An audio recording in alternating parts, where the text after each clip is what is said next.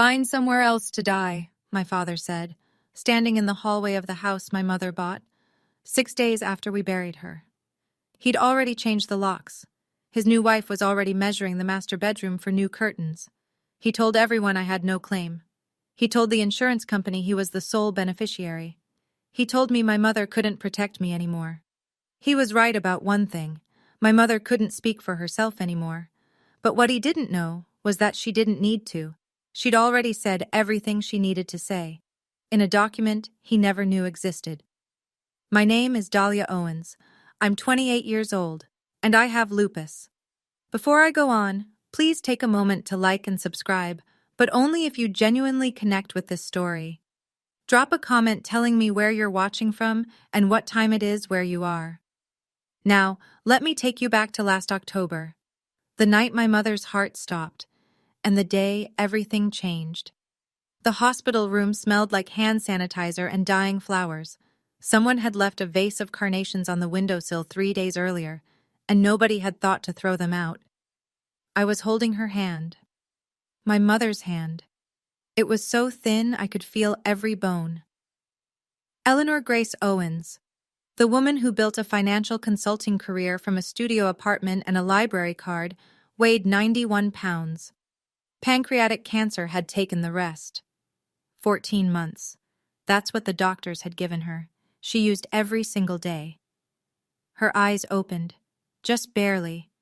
She looked at me, and for a second, she was herself again. Sharp, clear, present. "The house is yours, baby," she whispered. "Don't let anyone tell you different." I squeezed her hand. I thought it was the morphine. I thought she was confused, saying things that wouldn't mean anything tomorrow. She closed her eyes. The monitor beeped. Then it didn't. I sat there for 11 minutes before the nurse came in. I know because I counted every second. My father arrived 2 hours later. Denise was with him. His new wife, though he swore she wasn't new, swore they'd only been together a few months. She carried a designer handbag I'd never seen before. Her eyes were dry. Perfectly dry. Richard Owens stood at the foot of my mother's empty bed and said, "At least she's not suffering anymore." He didn't look at me. My hands were swollen. My knees were locked. I was in the middle of a lupus flare so bad I'd been using a wheelchair for the past week. I couldn't stand without the bed rail, and my mother, the only person who ever made sure I could stand at all, was gone. She told me the house was mine. I didn't understand then. I do now. 83 people came to my mother's funeral. I know because Aunt Vivian counted. Eleanor Owens was the kind of woman people remembered. She ran free tax workshops at the community center every spring. She brought soup to every new mother on our block. She once spent an entire Saturday helping a neighbor understand his mortgage paperwork so he wouldn't lose his home. 83 people came for her, and my father stood at the podium and talked about himself. "I lost my partner," he said, gripping the edges of the lectern. "My rock. My anchor." He spoke for 6 minutes. He mentioned my mother's name 4 times. He mentioned his own grief 9 times. I was counting. Denise stood in the front row. Black dress, gold bracelet, new, heavy, catching the light every time she moved. She cried exactly when someone was looking at her and stopped exactly when they turned away. I watched her do it 3 times. I sat in my wheelchair near the side aisle. Not the front row. Nobody had saved me a seat there. Aunt Vivian, my mother's older sister, sat beside me. She held my hand the way Mom used to. Firm, warm, like she was keeping me from floating away. "Something's not right with that woman," Vivian whispered, watching Denise dab at dry eyes with a folded tissue. After the service, people lined up to hug Richard. Denise accepted condolences like she was hosting a cocktail party. Gracious nods, soft thank yous, a hand on every arm. I was wheeling myself toward the parking lot when I saw Denise step behind the chapel, phone pressed to her ear. Her voice was low, but I caught every word. "It's done. We can start Monday." She hung up, turned, saw me, smiled. "You should rest, sweetheart," she said. "You look exhausted." 3 days after the funeral. The house still smelled like the lilies people had sent, wilting petals on every surface. Richard called me to the living room. He sat in my mother's armchair, the green velvet one she'd had since before I was born. Denise sat on the armrest beside him, legs crossed, one hand on his shoulder.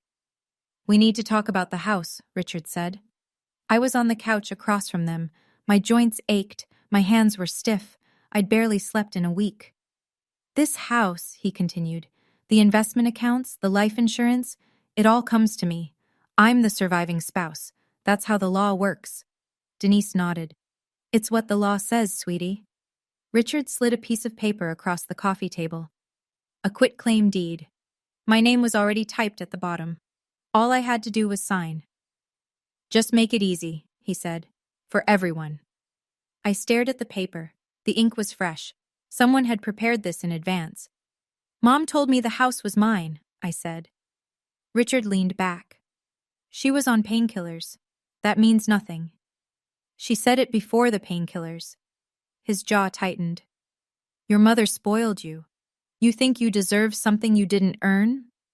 Denise rubbed his shoulder. "Honey, she's grieving. Give her a minute." I didn't touch the paper. "I already have a lawyer," Richard said. His voice dropped. Calm, practiced. "He says your mother died without a will. No will means everything goes to me. That's the law in this state." He stood up, looked down at me. "If you don't sign this by Friday, I'll have you removed." He walked out. Denise followed. She left the quitclaim deed on the table, perfectly centered, like a place setting. Friday was 2 days away. Friday came. I didn't sign.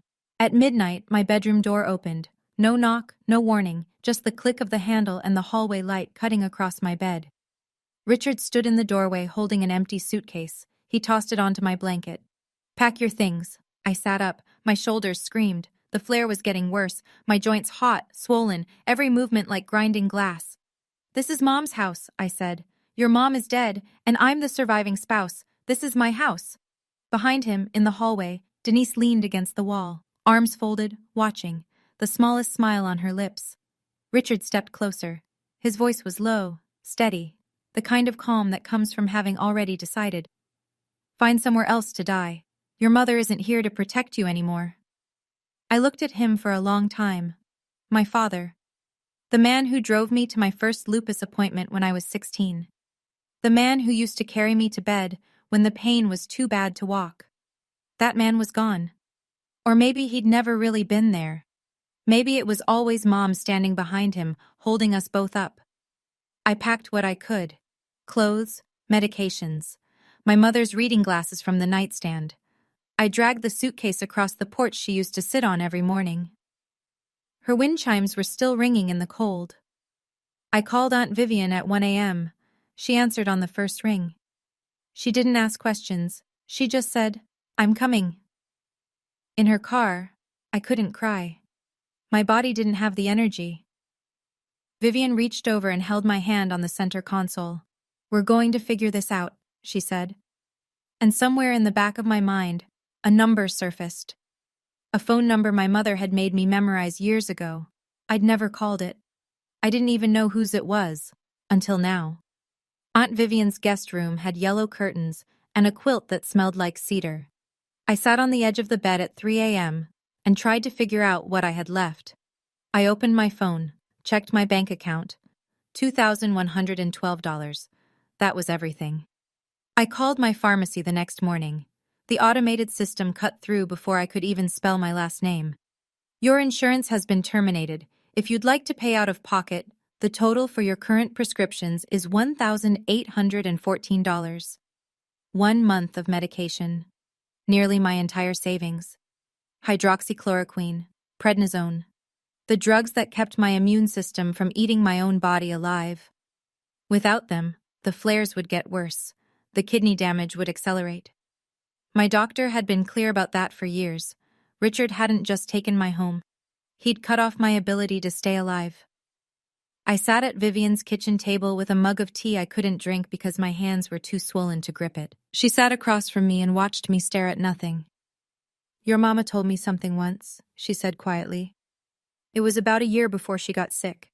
She grabbed my arm at Thanksgiving, right in the kitchen while Richard was watching football, and she said, 'If anything happens to me, tell Dahlia to call Margaret Hollis.' I looked up. Who's Margaret Hollis? Vivian reached into her purse. She pulled out a folded napkin, old, soft at the creases, a phone number written in blue ink. I don't know, she said. But your mama wrote this down and made me keep it. She said you'd need it when things got bad. I took the napkin. The handwriting was my mother's. Neat, deliberate. Even on a napkin, she didn't rush. Things were bad. Things were as bad as they could get. Or so I thought. Richard moved fast. I'll give him that. Within a week, he'd called every relative in our family. Uncle Thomas, Uncle Gerald, cousins I hadn't spoken to since Thanksgiving 2 years ago. He called them all. His version of the story went like this. Dahlia, still grieving, became erratic. She refused to cooperate with the estate process. She left the house on her own. She was unwell, physically, and he implied, mentally. She needs help, he told Uncle Thomas. I tried. She wouldn't let me. Denise handled the digital side. She posted on the family Facebook group, the one Aunt Eleanor had created years ago for sharing holiday photos and birthday wishes. We tried to help Dahlia, but she wants to do things her own way. Please pray for her. 47 reactions, hearts, praying hands, comments like, so sorry you're going through this, directed at Richard and Denise, not at me. My phone rang for 3 days straight.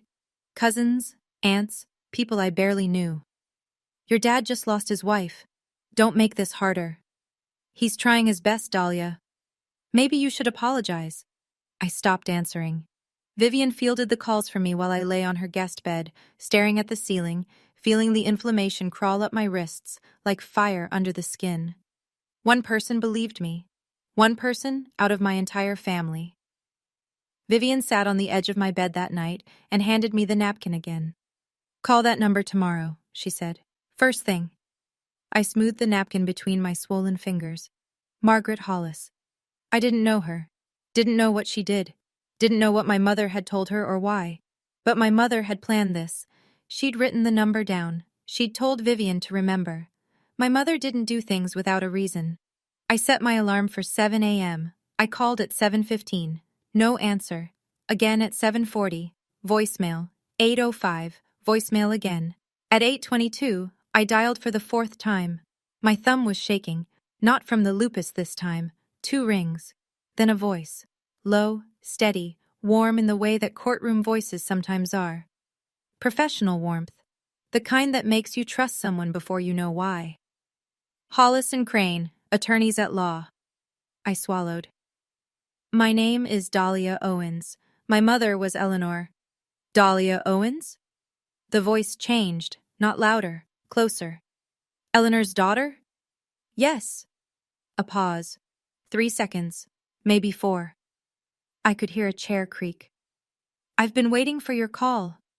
I gripped the phone so hard my knuckles turned white. Your mother came to me 3 years ago, Margaret said. She knew this would happen. She prepared for it. 3 years. Before the diagnosis, before the chemo, before Denise ever unpacked a suitcase in our house. My mother had walked into this woman's office 3 years ago and started getting ready for the moment I was living right now. I can't say more over the phone, Margaret continued.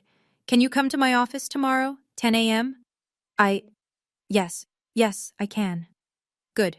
Bring your ID, nothing else. I wrote down the address with a pen Vivian handed me, my hand trembling on the paper. Dahlia, Margaret's voice slowed. Whatever you do, do not sign anything your father gives you, and don't tell him you called me. I won't.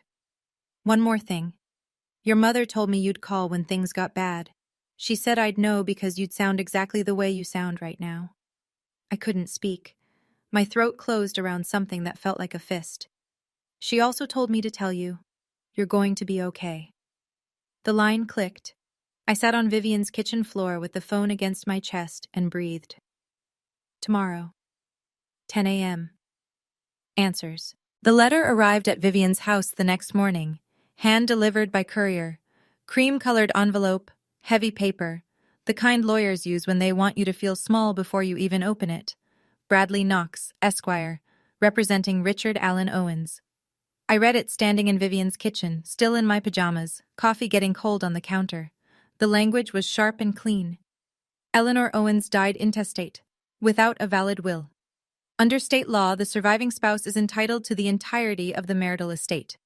Ms. Dahlia Owens is hereby directed to cease any and all claims to the Birchwood Lane property and associated financial accounts within 10 calendar days. There was a second paragraph, the one that made my vision blur.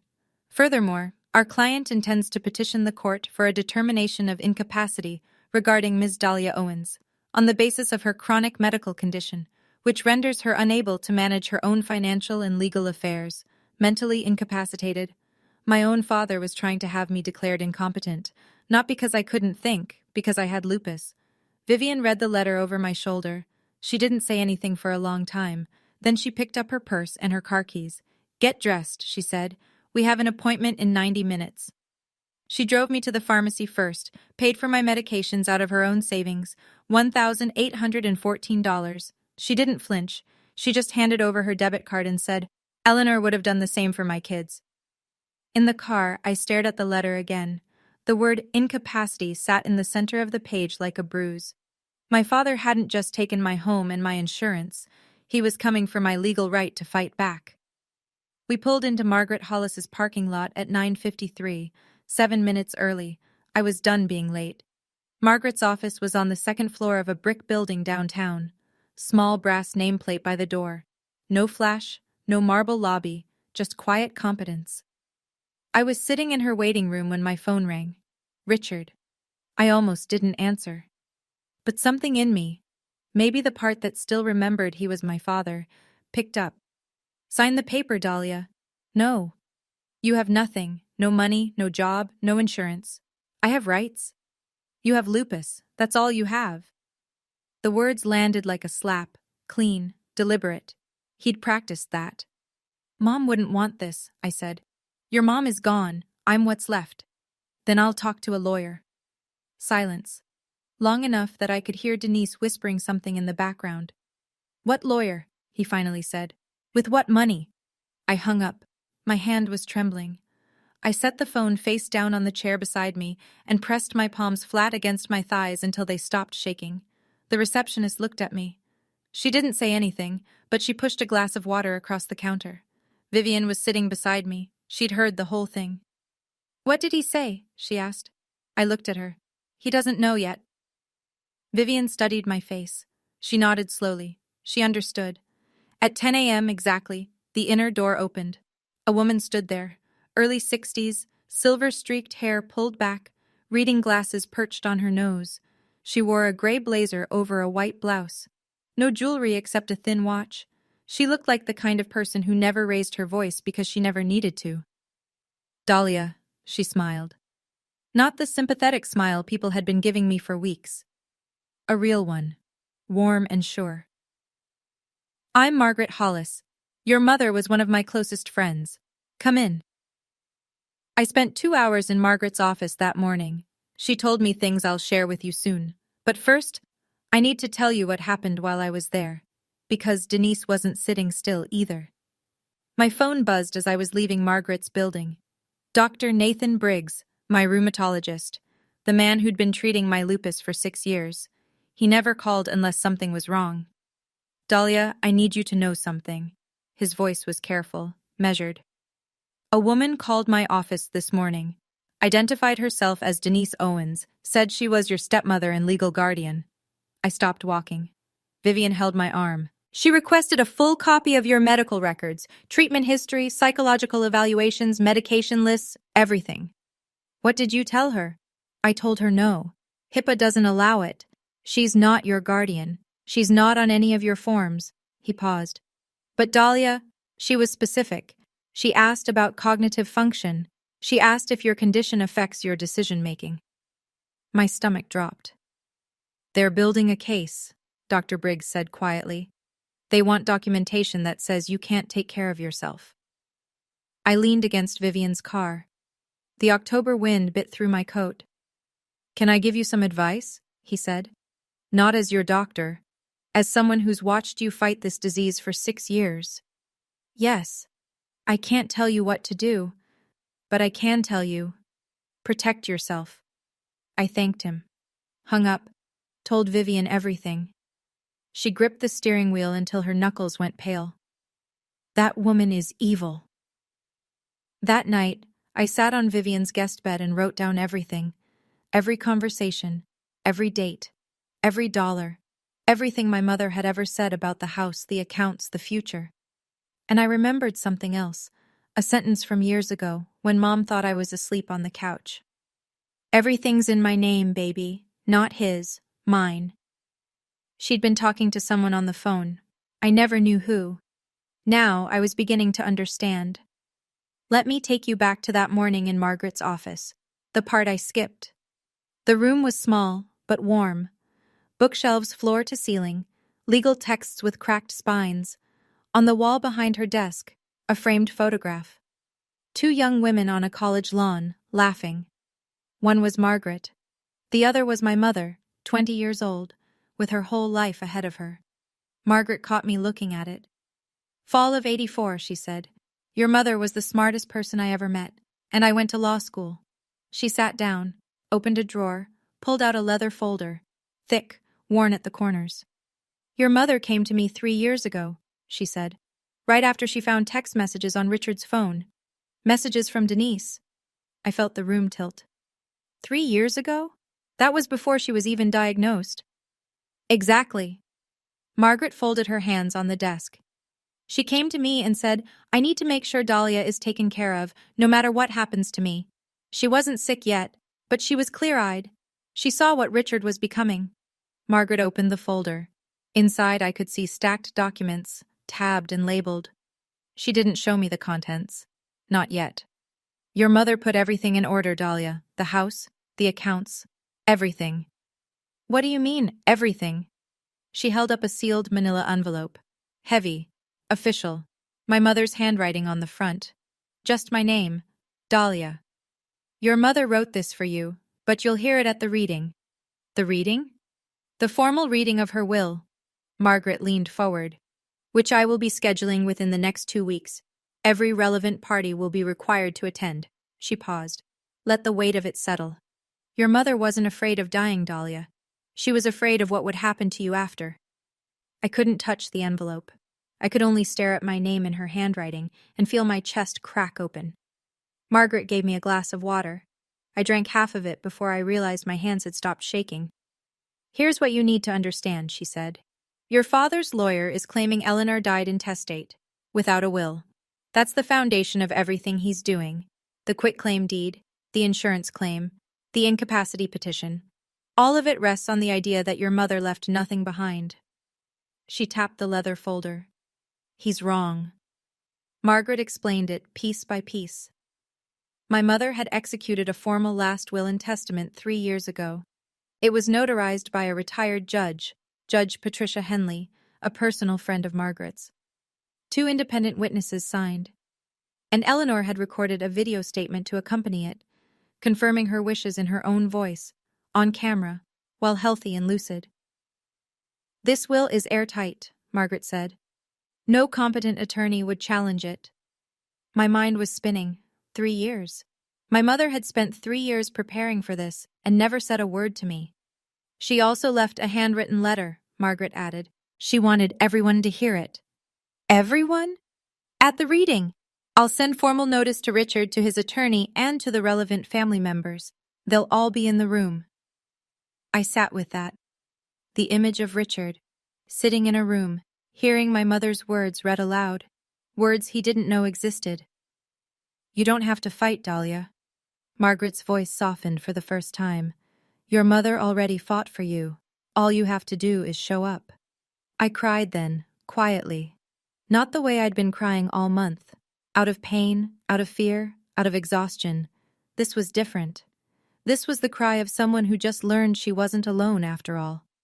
Margaret pushed a box of tissues across the desk. She didn't rush me. There's one more thing your mother did, she said after I'd wiped my eyes, but it's better if you hear it with everyone else in the room. 2 days later, the letters went out. Certified mail. Return receipt requested. Richards arrived at the Birchwood Lane house, my mother's house, on a Tuesday morning. I know because Aunt Vivian told me what happened next. He called her. His voice wasn't the same voice that told me to find somewhere else to die. This voice was thinner, faster, almost confused.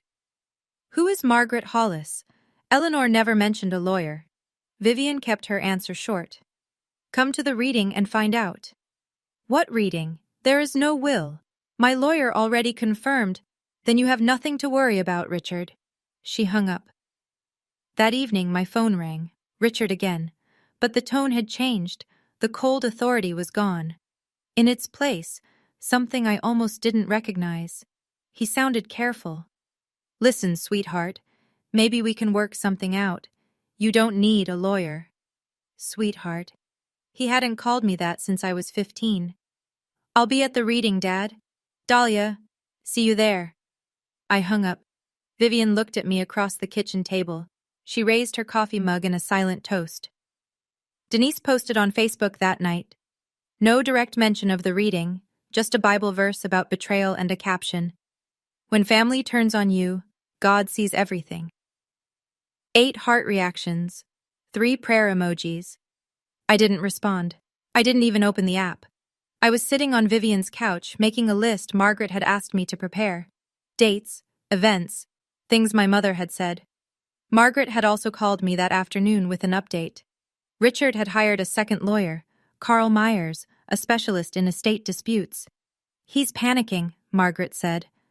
I could hear the calm smile in her voice. "Good." 2 weeks. 14 days until everyone sat in the same room and my mother spoke for the last time. I took my medication. I went to bed. And for the first night in weeks, I slept without waking up. The morning of the reading, I stood in front of Vivian's bathroom mirror for a long time. I'd lost weight. The flare was still active. My fingers were puffy, my wrists stiff, and there were shadows under my eyes that no amount of concealer could fix. But I put on a clean blouse, a dark blazer Vivian had lent me, simple flats because heels were out of the question. Margaret had said, "Come dressed like you belong." Because you do. Vivian drove. Neither of us spoke. The radio was off, just the sound of tires on wet asphalt and Vivian's turn signal clicking like a metronome.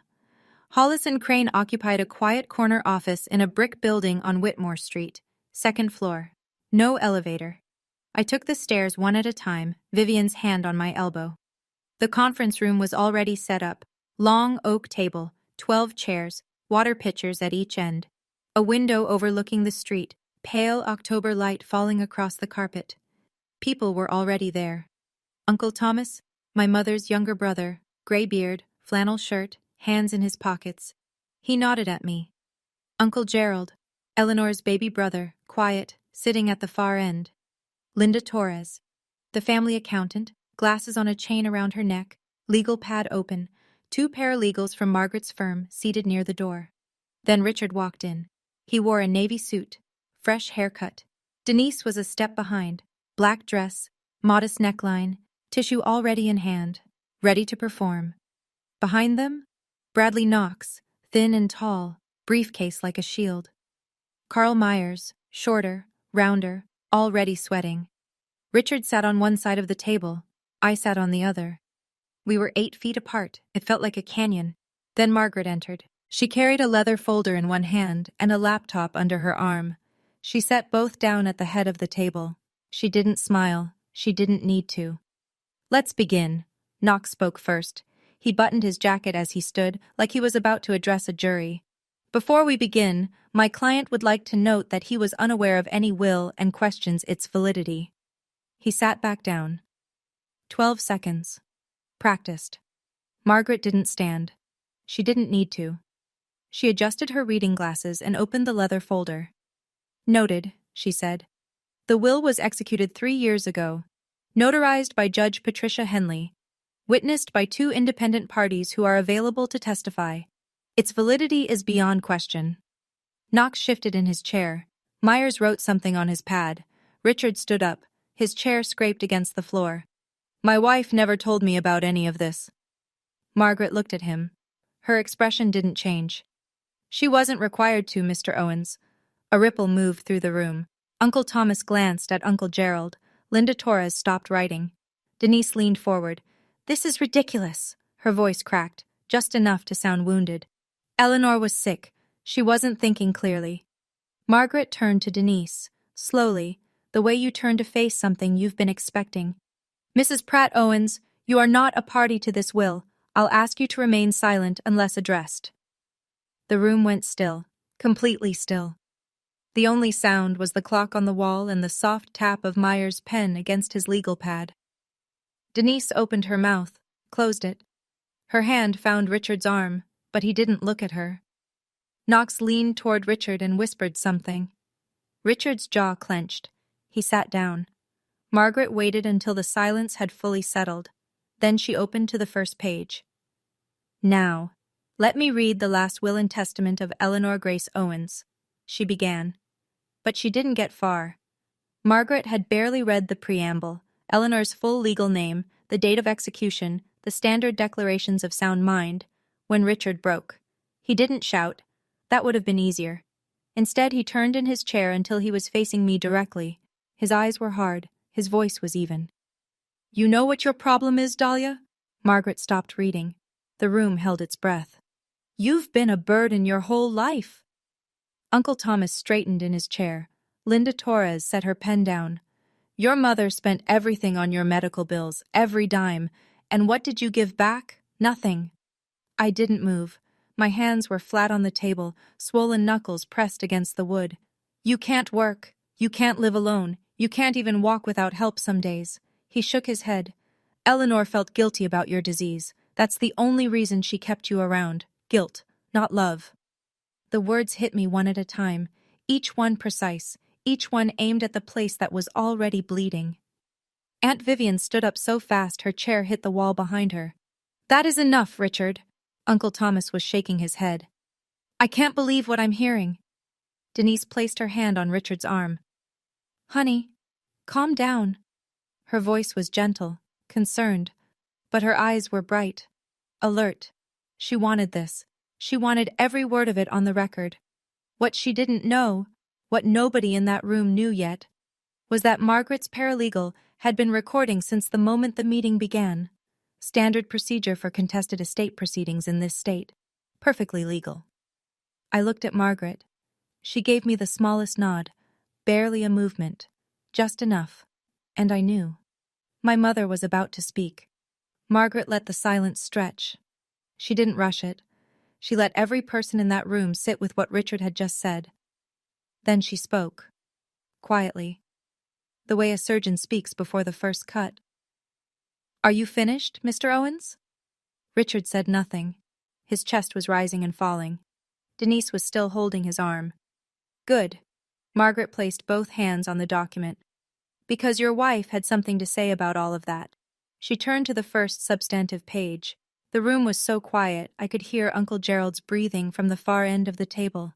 Margaret read, I, Eleanor Grace Owens, being of sound mind and body, hereby declare this to be my last will and testament, revoking all prior wills and codicils. She continued through the standard clauses, executor designation, revocation language, state compliance. I watched Richard's face. He was still, waiting. Then Margaret reached the first bequest. To my daughter, Dahlia Marie Owens. Richard sat forward. Denise stopped dabbing her eyes. I leave the family residence located at 417 Birchwood Lane, which has been held in the Eleanor G. Owens Revocable Living Trust since 2021. Richard's mouth opened. What? Margaret continued without pausing. The property was transferred into the trust on March 14, 2021. The trust names Dahlia Marie Owens as sole beneficiary upon my passing. That's impossible. Richard gripped the edge of the table. My name is on that deed. I signed. Your name was never on the deed, Mr. Owens. Margaret looked up from the page. Her glasses caught the light. The property was purchased with Eleanor's separate funds in 2014. It was always Eleanor's separate property. The trust simply formalized that. The color left Richard's face. Not slowly. All at once, like someone had pulled a plug. Margaret turned the page. And that's just the house. Shall I continue? Margaret continued. The life insurance policy through Pacific Mutual. Face value, $2,100,000. Beneficiary, Dahlia Marie Owens. Designated 3 years ago. Confirmed by the insurer. Richard turned to Knox. Knox shook his head. He was already writing. The Vanguard investment portfolio, valued at approximately $4,200,000, held within the Eleanor G. Owens Revocable Living Trust, sole beneficiary upon death, Dahlia Marie Owens. Uncle Thomas leaned back in his chair. His eyes were wide. The individual retirement accounts at Fidelity, current value approximately $1,800,000. Designated beneficiary, Dahlia Marie Owens. Linda Torres, the accountant, was flipping through her own notes. She looked up at Margaret. Margaret met her gaze and nodded. Linda nodded back. The numbers were clean. The savings account at First National, containing approximately $850,000. Originally a joint account. Eleanor separated it into an individual account on June 12, 2022. The balance passes to Dahlia Marie Owens. Margaret paused. She turned one more page. To Vivian Louise Perry, my beloved sister, $500,000, with my gratitude for a lifetime of love. Vivian pressed her hand to her mouth. She hadn't known. To the Lupus Research Alliance, $200,000, in honor of my daughter's strength. Margaret set the page down. She removed her glasses, looked directly at Richard. To Richard Allen Owens, my husband, $50,000. As a gesture of goodwill and to fulfill my legal obligation to acknowledge his existence in this document. $50,000, out of everything. Richard was gripping the table with both hands. His knuckles were white. Denise sat beside him, perfectly still, staring at the document like it was written in a language she didn't speak.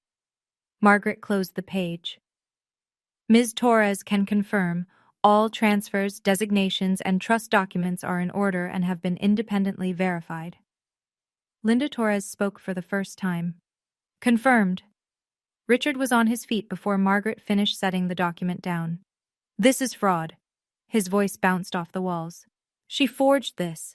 Eleanor would never... Knox grabbed his arm. Sit down. He said it twice. Sit down, right now. Richard didn't sit. His hand was pointed at the folder like it was a weapon. Knox turned to Margaret. His voice was controlled, but I could see the strain in his jaw. Can we verify the witnesses?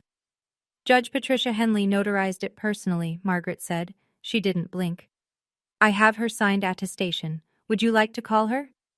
Knox didn't answer. He didn't need to. A sitting judge's notarization was a fortress. He knew it. Myers knew it. Everyone in that room with a law degree knew it. Richard spun toward me. You put her up to this. Spit at the corner of his mouth. You manipulated a dying woman. I looked at him, my father, his face red, his hands shaking, every mask gone. I spoke for the first time since the meeting began. My voice was steady. I don't know how. Mom did this 3 years ago, before she was even sick, before Denise moved in. The words hung in the air. I watched them land on every face around the table. Uncle Thomas nodded slowly. Uncle Gerald closed his eyes. Denise stood up. Tears streaming now, real or manufactured, I couldn't tell anymore. This family is tearing itself apart. Eleanor wouldn't want this. Aunt Vivian didn't even look at her. Sit down, Denise. You didn't know Eleanor. I did. Denise froze, then sat. Knox leaned close to Richard's ear. I was near enough to hear the whisper. We can't contest this, not with a judge's notarization and video evidence. Richard looked at Knox the way a drowning man looks at a life raft that's floating away. Video? He said. What video? Margaret opened the laptop. Eleanor recorded a video statement to accompany the will, Margaret said. She positioned the laptop so the screen faced the center of the table. She asked that it be played in full. She pressed play. And there she was, my mother, sitting in the living room at Birchwood Lane, the green velvet armchair, the same one Richard had claimed as his, late afternoon light through the window. Her hair was still thick, her face still full. This was before the cancer, before the chemo hollowed her out. She was wearing the blue cardigan I'd given her for Christmas 3 years ago. If you're watching this, she said, then I'm gone. Her voice was clear, calm. The voice I remembered from bedtime stories and doctors' waiting rooms, and every single night she sat beside me during a flare, rubbing my hands until I could sleep.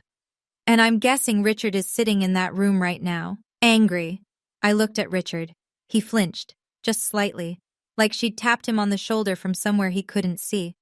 I want Dahlia to know something. Mom looked directly into the camera. You were never a burden. You are the best thing I ever did. Your lupus doesn't define you. Your heart does.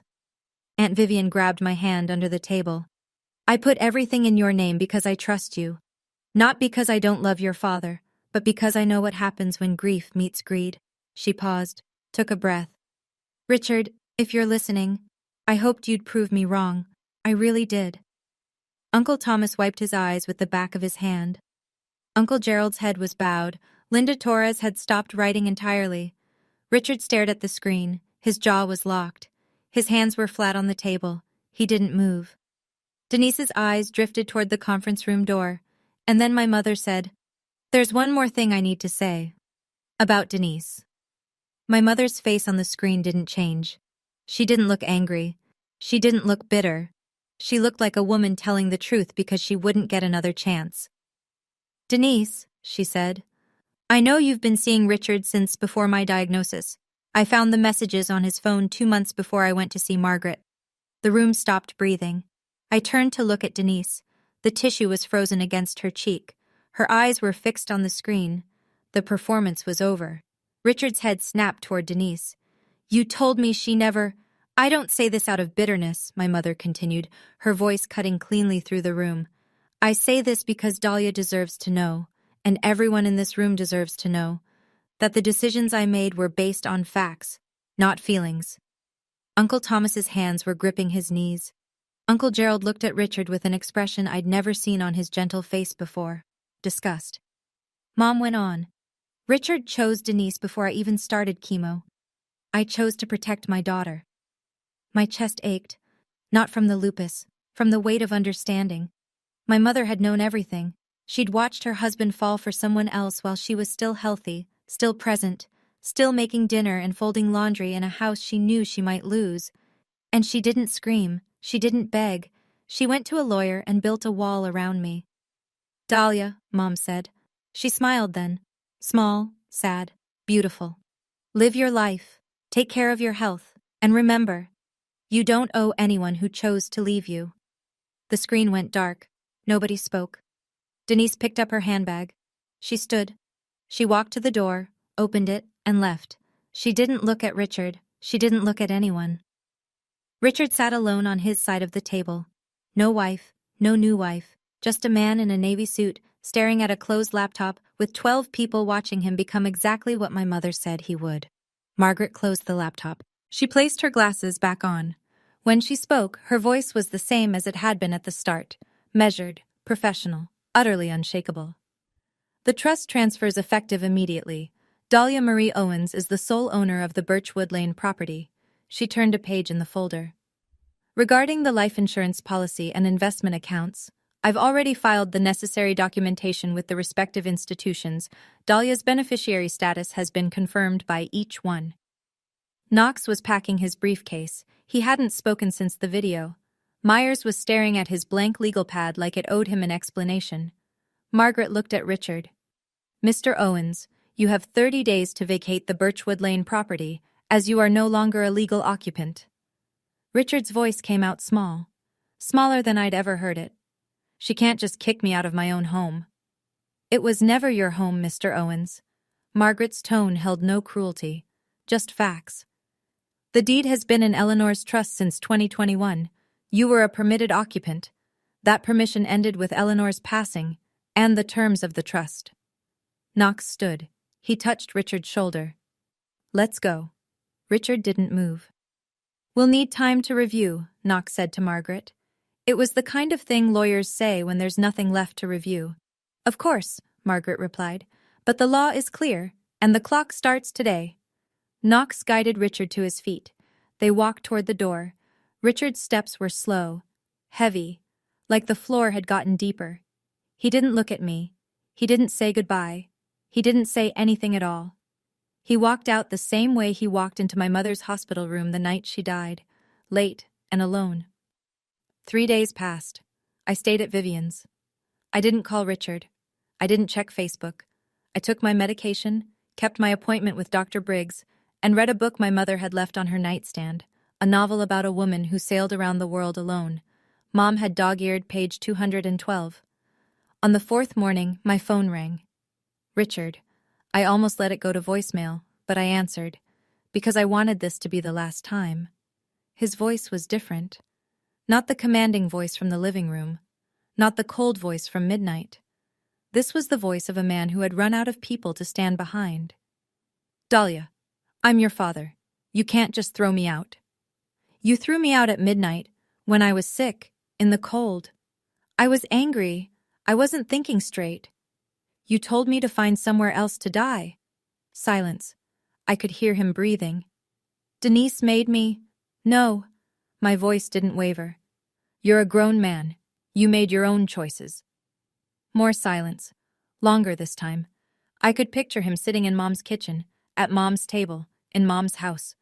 For 30 more days. I'm not doing this out of revenge, Dad. I meant it. I needed him to hear that. I'm doing this because Mom wanted me safe, and you showed me exactly why she was right. He started to say something. I didn't wait for it. You have 30 days. Margaret's firm will help you find housing if you need it. Dahlia. Goodbye, Dad.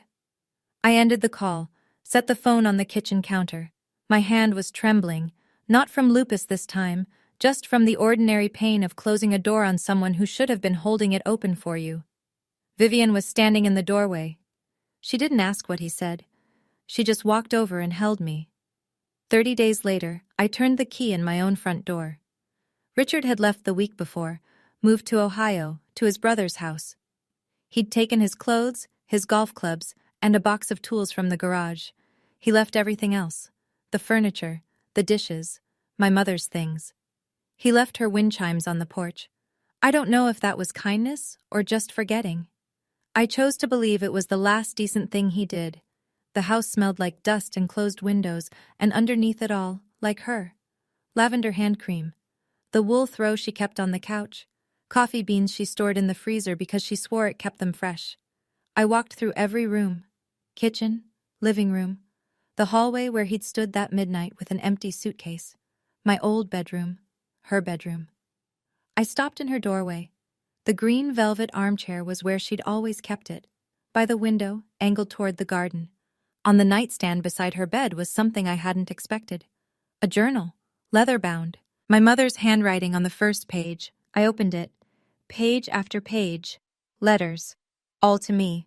Dated over 14 months. The entire length of her illness. Some were long, some were just a few lines. She wrote about the weather, about a cardinal that visited the bird feeder every morning, about how she could hear me sleeping through the wall and it was the most comforting sound in the world. The last entry was dated 1 week before she died. The handwriting was shaky, uneven, but still hers. You're going to be okay, baby. I made sure of it. I sat on her bed. I held the journal against my chest. And I cried. Not from grief, not from anger, not from relief. From the simple, overwhelming knowledge that I was loved by someone who planned for a future she would never see. The wind chimes on the porch sang through the open window, and for the first time in months, I could breathe. Here's what happened to everyone after that room emptied. Richard moved to Columbus, Ohio. He stayed with his older brother, Gary, in a 2-bedroom apartment off the interstate. He had $50,000. After Knox's legal fees and Myers's consultation charges, $12,000 between them, he had 38. No house, no investments, no wife. Denise left the reading that day and didn't come back. Not to the house, not to Richard's phone calls, not to anything. 2 weeks later, Richard came home to Birchwood Lane, while he was still within his 30 days, and found her closet empty, every piece of jewelry, every shoe, gone. She filed for separation the same week. Richard told Aunt Vivian she'd changed her number. I learned later, through Margaret, that Denise had been trying to petition for custody of her 2 children from her first marriage. Her entire case depended on demonstrating financial stability. Without Richard's money, without my mother's money, she had nothing to show the judge. The petition was denied. The community found out. Not because I told anyone. I didn't post anything. I didn't call anyone. Uncle Thomas told one person. That person told two more. Within a month, the same relatives who had called to lecture me about being ungrateful were leaving voicemails I didn't return. We didn't know the whole story, Dahlia. We're so sorry. We should have listened. I didn't blame them, not really. Richard had told a good story. He always did. But the truth was louder. It always is. It just takes longer to arrive. I didn't need the world to know what happened. The people in that room knew. And that was enough. Margaret sent me a final letter a week after the 30 days were up. Short, professional. One line at the bottom in her own handwriting. Eleanor would be proud. I am too. The first thing I did with my mother's gift was make sure I could stay alive. I enrolled in a comprehensive health insurance plan, the kind that covers rheumatology, lab work, prescriptions, and the kind of emergency room visits that lupus sometimes demands at 2 a.m. I hadn't had insurance in 5 weeks. Those 5 weeks had cost me more fear than I can describe. Dr. Briggs ran a full panel at my first appointment back. He looked at the results and looked at me over his reading glasses. Your labs are better than they've been in 2 years. He set the chart down. Stress kills, Dahlia. Peace heals. I started working again, part-time at first, 3 days a week at a community outreach center downtown. Social work. The thing I'd gone to school for before lupus interrupted everything. My role was simple, helping women navigate financial abuse in family systems, helping them understand what they were entitled to, helping them find lawyers like Margaret. There were days I couldn't get out of bed. Lupus doesn't care about your plans. But now I had the resources to rest when I needed to see a specialist when a flare hit, to live without the terror of choosing between groceries and medication. Aunt Vivian came over every Saturday. She brought containers of soup and gossip about her neighbors, and the quiet, steady presence that reminded me I still had family worth the word. I did one more thing. I sat down with Margaret and set up a trust of my own, not because I needed to protect myself from anyone, but because my mother taught me what preparation looks like, what love looks like when it thinks ahead. I didn't inherit just money. I inherited my mother's courage, and I intended to use it. 6 months later, a letter arrived. Handwritten, postmarked Columbus, Ohio. I recognized his handwriting before I opened it, tight, slanted right, the same hand that signed my permission slips in elementary school. Dahlia, I made mistakes. I know that now. I miss your mother. I miss you. Can we talk? Dad. I sat with the letter for a long time, on the porch, in Mom's chair, the wind chimes turning slow circles above my head. I didn't feel anger. That surprised me. I expected anger, the way you expect thunder after lightning. But it didn't come. What came instead was something quieter, a clear understanding that some doors need to stay closed, not out of hatred, out of honesty. I went inside. I sat at the kitchen table. I pulled out a piece of stationery my mother used to keep in the hallway drawer, cream paper, her initials embossed at the top. I wrote, Dad, I don't hate you, but I can't trust you, and I won't pretend to, just to make you feel better. If you're serious about changing, start with yourself, not with me. I wish you well. But my door is not open right now, maybe one day, but not today. I folded the letter, sealed the envelope, wrote his address, walked it to the mailbox. I didn't shut the door forever. I want to be clear about that. I didn't make some grand declaration about never speaking to my father again.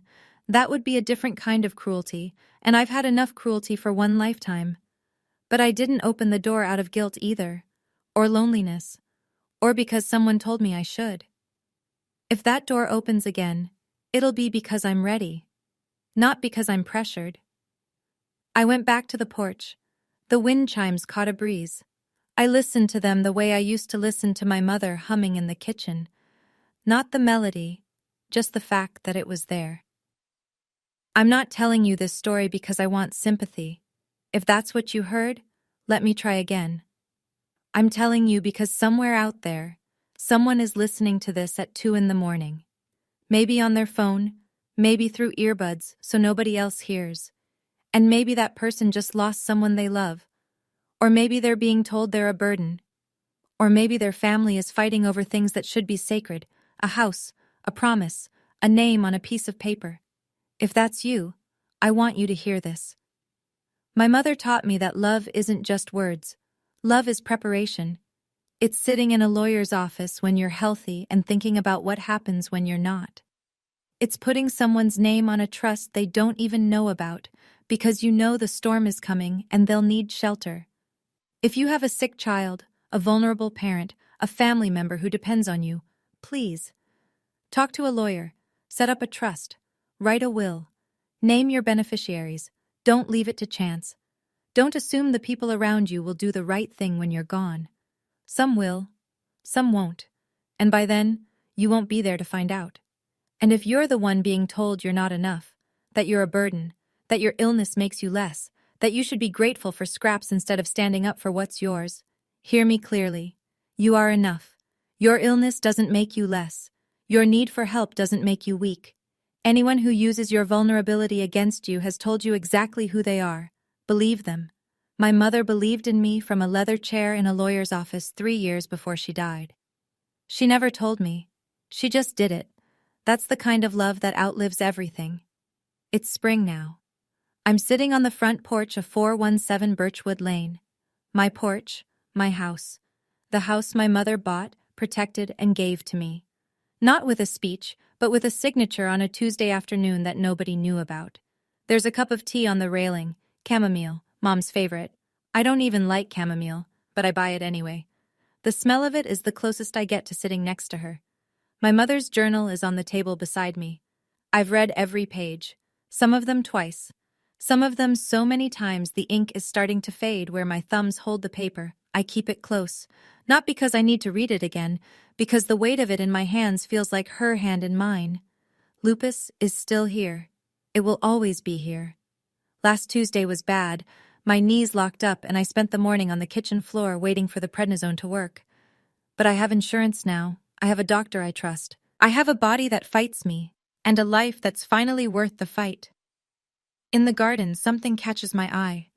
Along the back fence, where the sunlight hits first in the morning, a row of tulips, red and yellow, tall and open. My mother planted them last spring, 9 months before she died. She was already in treatment, already losing weight, already tired in a way that sleep couldn't fix.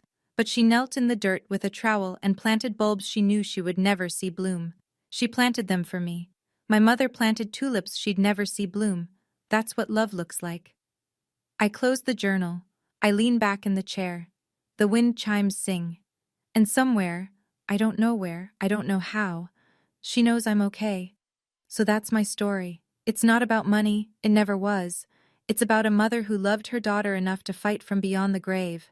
It's about a woman who saw the worst coming and built a shield out of paperwork and preparation and the quiet, stubborn belief that her child deserved better. If you've ever been underestimated, discarded, or told you don't matter, I hope this story reminded you of something simple. Someone sees you. Someone believes in you, even if they're not here to say it anymore. And if they were anything like my mom, they already made sure you'd be okay. You just might not know it yet. If this story touched your heart, let me know in the comments. What was the moment that hit you the hardest? If you've ever had to set boundaries with family, type, "I stood my ground" below. Hit like if you believe every parent should protect their child's future. And check the description for more stories like this one. I'll see you in the next one.